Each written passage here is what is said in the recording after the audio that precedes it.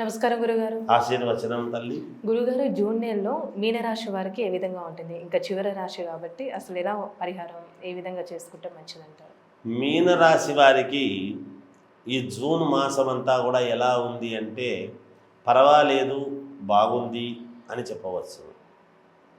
మామూలుగా అన్ని రంగాల వాళ్లకు కూడా కాస్త మిశ్రమ ఫలితాలుగా గోచరిస్తుంటాయి.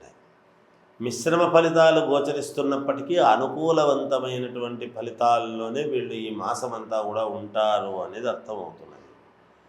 గృహ నిర్మాణ ప్రయత్నాలు అనేటువంటివి కొంచెం వాయిదా పడవచ్చును వీళ్ళు చేసేటువంటి దీంట్లో.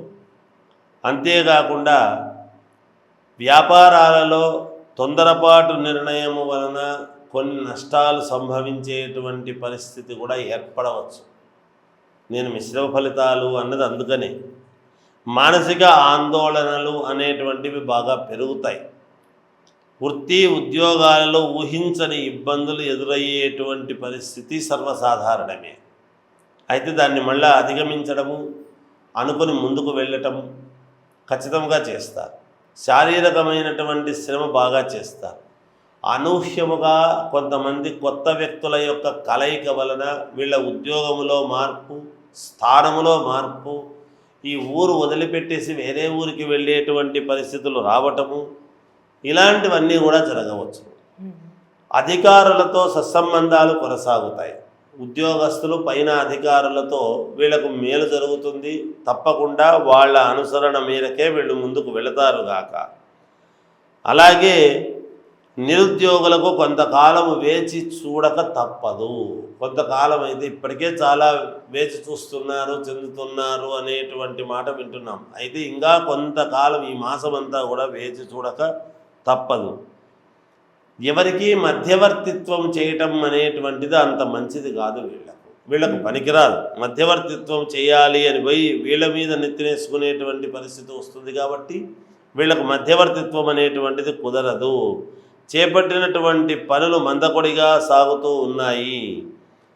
చిన్ననాటికి సంబంధించినటువంటి మిత్రులతో వాళ్ళతో వీళ్ళతో కలిసి సంతోషముగా తిరగటం చేయటం లాంటివి జరుగుతాయి. అనూహ్యముగా ఒక చోటికి ఏదో అలా ప్రశాంతంగా వెళ్ళి రావటం అనేటువంటిది కూడా జరుగుతుంది. ఆరోగ్య సమస్యలు అంటే ఆరోగ్య సమస్యలు ఎటువంటి ఇబ్బందులు లేవుగాక లేవు. పూర్ణ ఆరోగ్యవంతులుగా ఉంటారు, ఇబ్బంది ఉండదు వీళ్లకు. అలాగే ఏదో ఒక మలుపు వీళ్లకు ఈ మాసం అయితే ఒక అద్భుతమైనటువంటి ఒక ఆనందాన్ని ఇచ్చేటువంటి పరిస్థితి జరుగుతుంది వీళ్లకు ఇంట్లో అనేది స్పష్టమవుతూ ఉన్నది.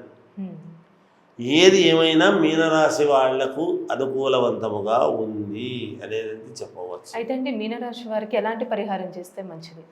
వీళ్ళు ఎలాంటి పరిహారం చేసుకోవాలి అని కనుక అనుకుంటే, మా అమ్మవారిని ఆరాధిస్తే మేలు జరుగుతుంది. అంతేకాకుండా అమ్మవారికి ఒక ఎర్రని వస్త్రము, 3 పిరికెళ్ళు బియ్యము, 5 ఒక్కలు, 5 పసుపు కొమ్మలు, 5 కాయిన్స్ ఆ మూటలో కట్టిపెట్టి ఆ మూట అంతా కూడా బ్రాహ్మణులకు దానము చేస్తే వీళ్ళకు మేలు జరుగుతుంది అనేది స్పష్టంగా తెలియజేస్తున్నాను. చాలా చక్కగా తెలియజేశారు గురుగారు. ధన్యవాదాలు. జై